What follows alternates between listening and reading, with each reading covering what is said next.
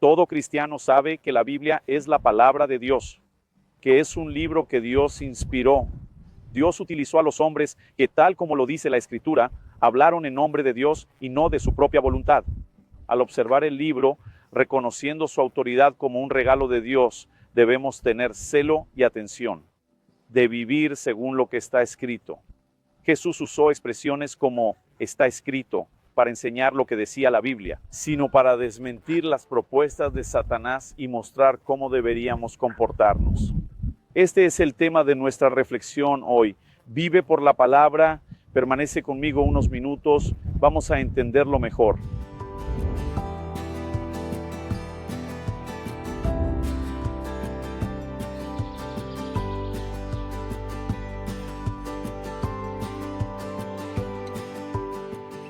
Hoy estoy en Aracaju, Brasil, en los Arcos de la Orla, pasando para traerte una palabra más a tu corazón.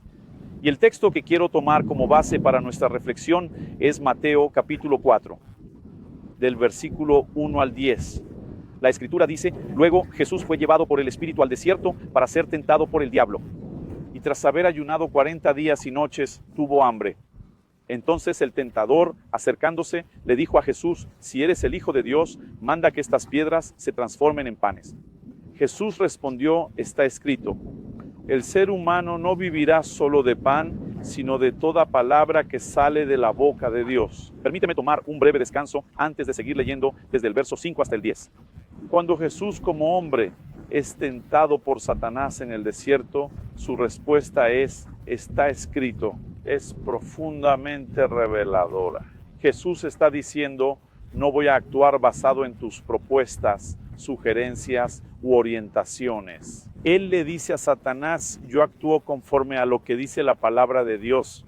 Esta frase, está escrito, fue utilizada por Jesús no solo al enseñar sobre la Biblia, la Escritura Sagrada, pero también para señalar lo que se dijo, dónde o por quién. Pero al momento de decidirse para las elecciones, al tener esos posicionamientos de conducta, Jesús se refería a la palabra de Dios. Es decir, Él demostraba, Él persistía en la palabra, en lo escrito, en lo que estaba establecido. Continuemos. El verso 5 dice: el diablo llevó a Jesús a la ciudad santa y lo puso en el templo, diciendo: si eres el Hijo de Dios, lánzate, porque está escrito, a sus ángeles les dará órdenes sobre ti, y te sostendrán en sus manos para que no tropieces en una piedra. El verso 7 dice: Jesús respondió: también está escrito, no pongas a prueba al Señor tu Dios. Haré otra pausa aquí. En ese momento, después de que Jesús dijo que está escrito, la nueva trampa de Satanás también emplea la Biblia. ¿Por qué no te arrojas del templo y disfrutas de todas sus maravillas? Porque está escrito, y ahora él empleará esta frase. Es curioso que el texto que Satanás cita no es un cambio ni una distorsión. Es una cita que podemos llamar ipsis literis. Él dijo exactamente como está escrito en el Salmo 91. Ahora, a pesar de haber citado la Biblia en la conversación, ¿cuál fue la respuesta de Jesús a Satanás? El texto dice que en el verso 7 Jesús respondió: también está escrito. Y esta frase también está profundamente reveladora. Algo que aprendí de niño en casa, con mi padre que era un estudioso de la Biblia, es que la Biblia se explica a sí misma. No hay otra forma de entenderla, sino por ella misma y por la armonía de su totalidad, por su contenido completo, digamos así. Y cuando Jesús dice también está escrito, no está rechazando que lo que el diablo mencionó está en las Escrituras. No está afirmando: observa, has alterado. No está, lo distorsionó. Él solo dice también está escrito. Él dice y alto. La interpretación y la aplicación práctica que realizas de este texto no coincide con otras afirmaciones de las Escrituras. Y entonces Jesús refutará: no tentarás al Señor tu Dios.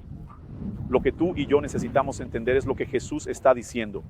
Dios prometió protección a los suyos, pero eso no justifica que no nos cuidemos intencionadamente, siendo negligentes con nuestra responsabilidad, intentar decirle a Dios: resuelve tú lo que no quiero hacer. Es decir, Jesús no estaba rechazando la promesa de protección y del ministerio de los ángeles, pero decía: eso no me da derecho a saltar del templo, ni desde un rascacielos ni desde un puente o viaducto. Y nuevamente, el fervor de actuar conforme a lo que está escrito, que está siendo manifestado. Los versículos 8 a 10 que concluyen nuestra narrativa dicen: el diablo llevó a Jesús a un alto monte, le mostró todos los reinos y su gloria, y le dijo: te daré todo esto si me adoras. Jesús le dijo: vete, Satanás, porque está escrito: adora al Señor tu Dios, y solo a Él debes rendir culto.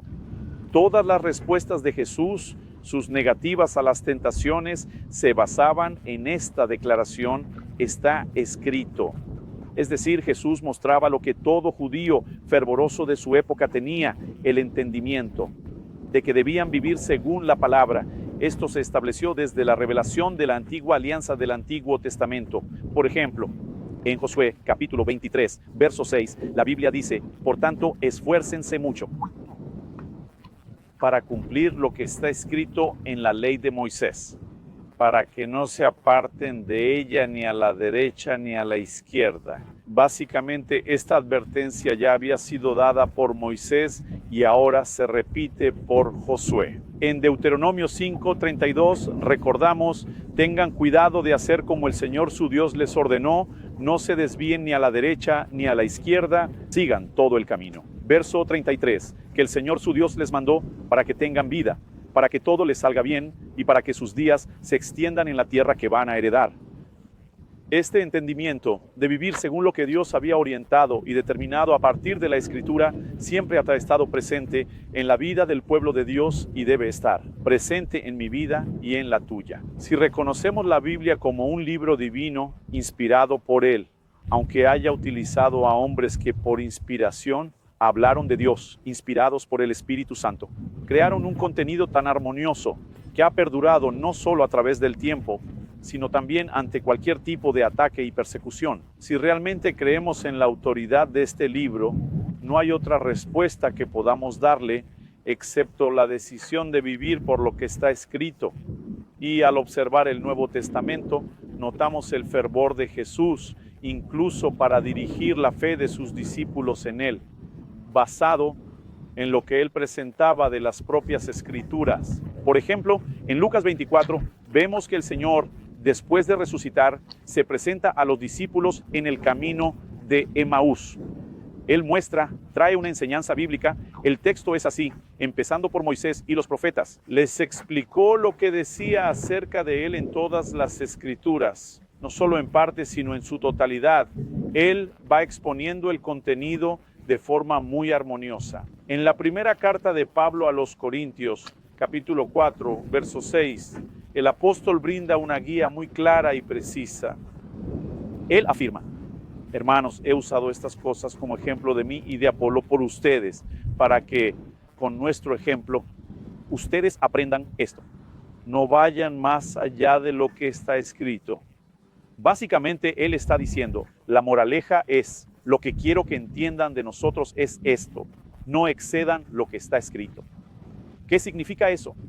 Que creemos solo en lo que está en la palabra y no creemos en lo que no está allí o que es contradicho por la palabra de Dios.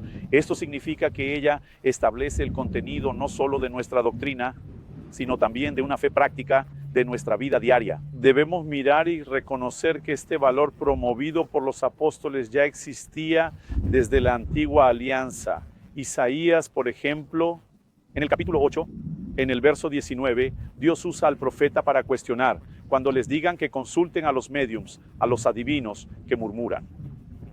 ¿No debería un pueblo consultar a su Dios? Los muertos consultan a favor de los vivos. Después de que Dios pregunta: ¿no debería el pueblo buscar a su Dios? ¿Cómo se le consulta? El siguiente verso, el 20, dice: la ley y el testimonio, si no hablan conforme a esta palabra, jamás verán la luz del amanecer. Básicamente, vuelvan a la palabra, regresen a las Escrituras. En Hechos capítulo 17, verso 11, la Biblia elogia la nobleza de los judíos de Berea. Pablo había predicado en Tesalónica. Muchos lo habían perseguido y resistido la palabra, aunque un grupo la había aceptado. Pero la Biblia dice que los de Berea eran más nobles que los de Tesalónica, porque ellos se dedicaban a investigar en las Escrituras si todo era como se predicaba. Es decir, no había esa credibilidad en el sentido de ingenuidad, pero había receptividad para decir, estamos perdiendo algo en el análisis de las Escrituras que merece una reevaluación, y eso es el comportamiento que se espera de mí y de ti, el celo. De vivir por la palabra de Dios, de vivir por las Escrituras en cada área de nuestra vida, en el día a día, a partir de los fundamentos doctrinales. En Gálatas 1, 8 y 9, el apóstol Pablo afirma que si nosotros o un ángel del cielo predicamos un evangelio distinto al que ustedes han recibido, que sea maldito. Él afirma que no hay ninguna posibilidad de que algo se presente como fundamento de nuestra fe que no sea lo que ya se ha revelado en la Escritura. Tanto nosotros como un ser celestial, ya sea un ángel o no, es algo irrelevante. De hecho, la Biblia dice que los ministros de Satanás se transforman en ángeles de luz, y muchos de los engaños promovidos por diversas sectas eran precisamente de una supuesta revelación de ángeles. Él está diciendo que eso sea anátema.